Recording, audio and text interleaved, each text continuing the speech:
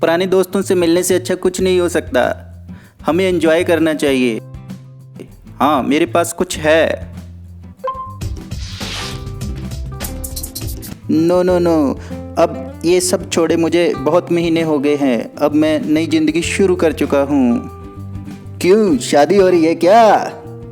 No मैं समझ गया, तुम्हें प्यार हो गया है और तुम एक अच्छे लड़के बनना चाहते हो। हा हा हा हा। No guys, this news is even bigger. Really? अरे मुझे जॉब मिल गई है एक बहुत बड़ी कंपनी में, एक ऑफिसर की job. Great, no wonder you are such a good. तुम वहाँ बहुत मेहनत करना और हमें मत भूल जाना please. Till next week. But right now we must party. Guess what, guys? I have a bottle of rum.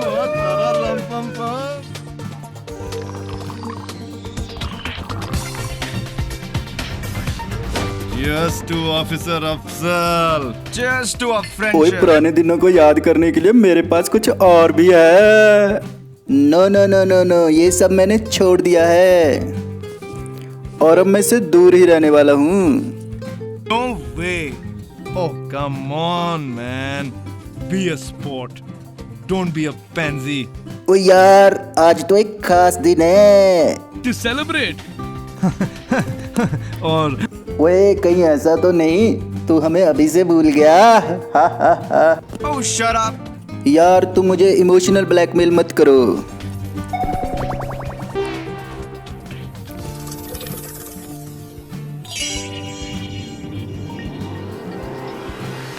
Yeah. ओ यार, पुराने दिन याद आ गए। Old days. Yeah, man. बिल्कुल सही कहा यार।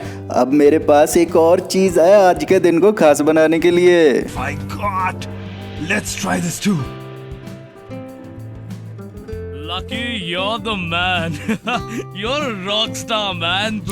पर यार, हमने कभी इसे ट्राई नहीं किया। मैं इसके बारे में अभी भी श्योर नहीं हूँ। Relax. It's all the same. You're a strong man. Nothing will happen. अब तक हमने देखा 3 दोस्त मिले और उन्होंने शराब पी। उसके बाद उन्होंने हेरोइन इंजेक्ट की और उसके बाद उन्होंने एक ऐसा नशा किया जिसके बारे में उनको ज़्यादा जानकारी नहीं थी। Friends. मुझे कुछ ठीक नहीं लग रहा। Chill. ओए, टेंशन ना ले, तूने कई दिन बाद पिया ना, इसलिए ऐसा लग रहा होगा। Strong man, Afzal. Nothing will happen.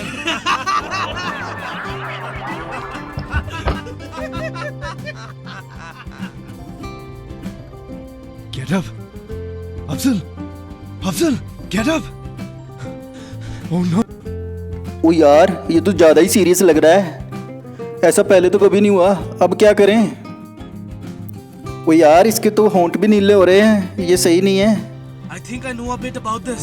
Lucky, run and get the. ओ यार, भाग के जा, डॉक्टर को लेके आ। जब तक डॉक्टर साहब नहीं आते तब तक ज़रूरी है कि मरीज को रिकवरी पोजीशन में रखा जाए ताकि उसकी उल्टी ना आए और उसकी सांस ना रुके।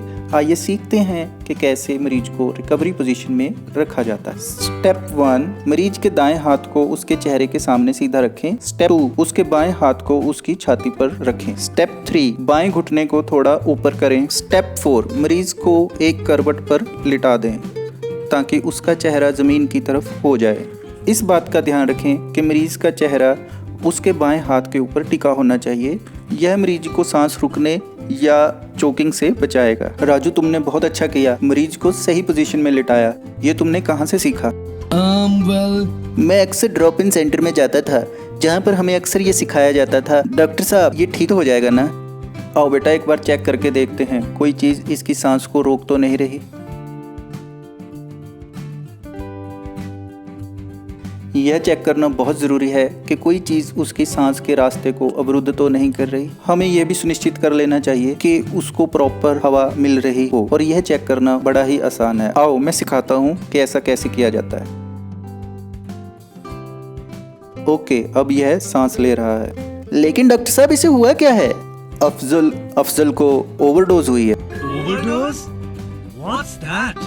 हाँ, ओवरडोज, क्योंकि अफजल को नशा छोड़े बहुत समय हो चुका था और इसका शरीर नशे का आदी नहीं रहा था, लेकिन इसने अपनी पुरानी डोज के हिसाब से नशा किया, जिस वजह से इसको ओवरडोज हो गई है। ओवरडोज तब होता है जब हम अफीम से बने नशे को ज्यादा मात्रा में ले लेते हैं या एक से अधिक नशे एक साथ करने शुरू कर देते हैं, तो उस स्थिति में हमारा शरीर नशे को हैंडल नहीं कर पाता है। ओवरडोज की वजह से आदमी का दिमाग काम करना बंद कर देता है, उसको बेहोशी हो सकती है, उसकी सांस रुक सकती है और उसको हल्का दौरा भी पड़ सकता है और उसकी जान भी जा सकती है। अफजल के केस में भी यही हुआ है। इसने ज्यादा मात्रा में हेरोइन तो ली ही, उसके साथ इसने और भी नशे किए और शराब भी पी थी, जिस वजह से इसको ओवरडोज हो गई। आज तुम तीनों ने पहले शराब पी, उसके बाद तुमने हेरोइन इंजेक्ट की और उसके बाद और नशा किया, जिस वजह से अफजल की आंखों की पुतलियां छोटी होनी शुरू हो गई और अंत में बेहोश होकर गिर गया।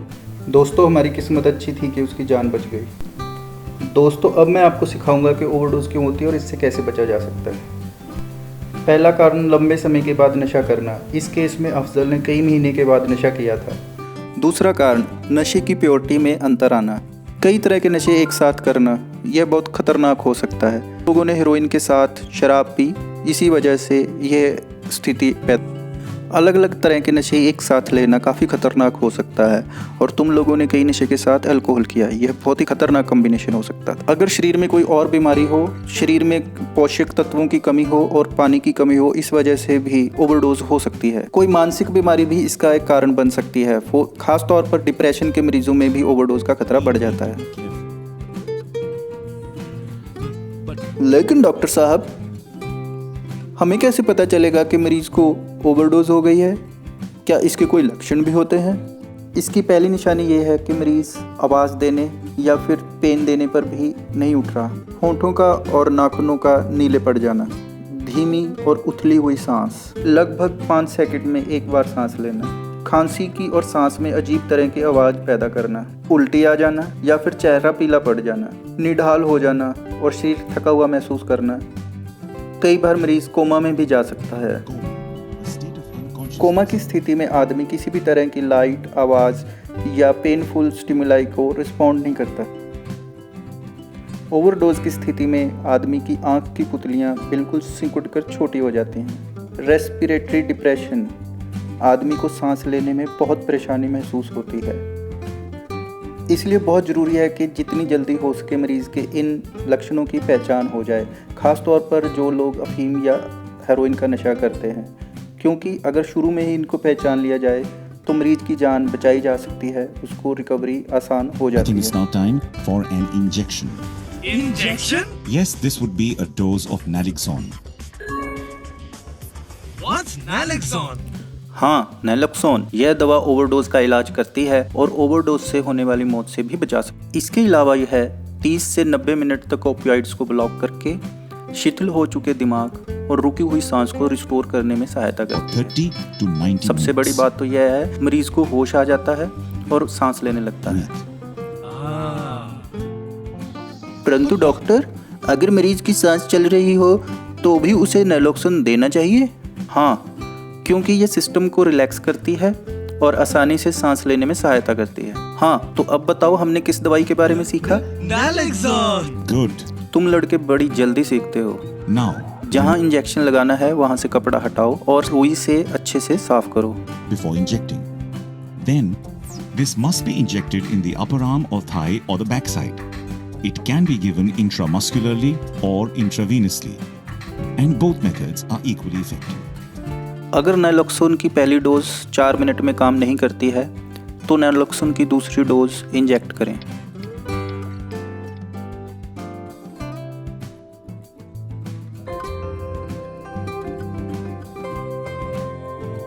Hello Afzal, you are doing well. चिंता मत करो, तुम कुछ ही मिनटों में बिल्कुल ठीक हो जाओगे। तुम्हारे दोस्तों ने बड़ी जल्दी और समझदारी से निर्णय लिया और ये मुझे यहाँ ले आए। लेकिन दोस्तों, हमें अब भी अफजल का ध्यान रखना होगा, क्योंकि कई बार ओवरडोज दोबारा वापस आ जाता है।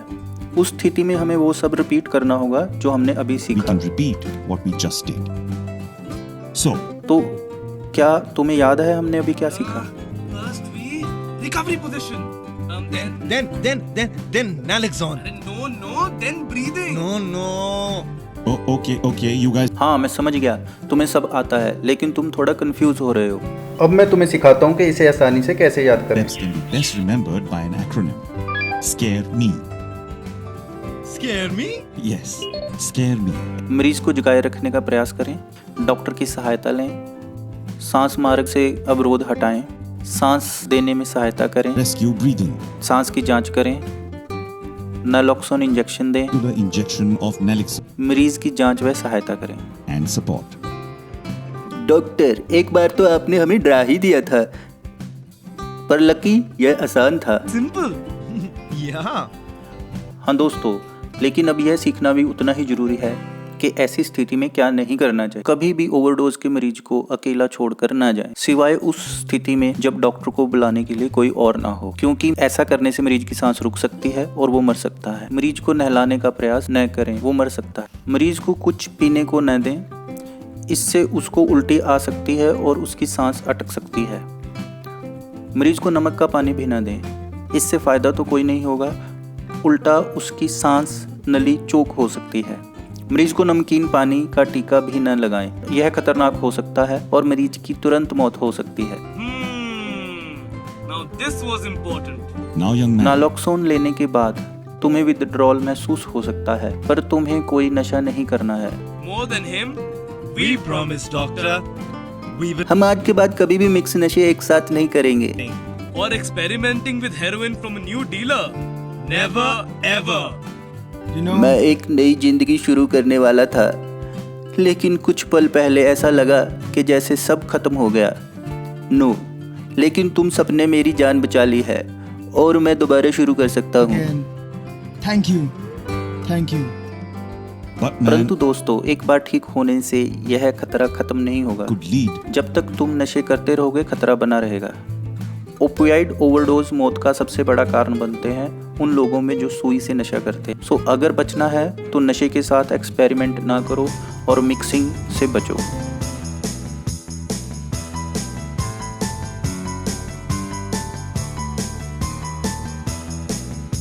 Just stop, just close, just stop, just close, just stop, just close, just stop. And if you shoot again, as much as before, remember it could be an overdose. Just stop, just close, just stop. Overdose. Once you close, you never get a fix. Or even if you do, never mix. Overdose. And if you shoot again, as much as before, remember it could be an overdose. Just stop, just close, just stop, just close, just stop, just close, just stop. So what do you do if it happens to me? Very simple, scare me. Scare me? Scare me! First, we stimulate. Call the doctor, don't get late. In the meanwhile, check the breath. Rescue breathing, don't forget, just stop.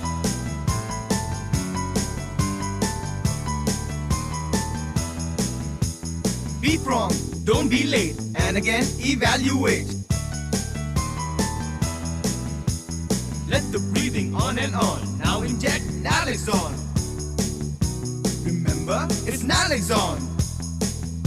This cool injection holds the fort while we evaluate and support.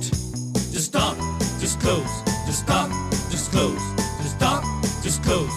If you shoot again, as much as before, it could be an overdose. Just stop. just avoid overdose. Stop overdose. Close accidents.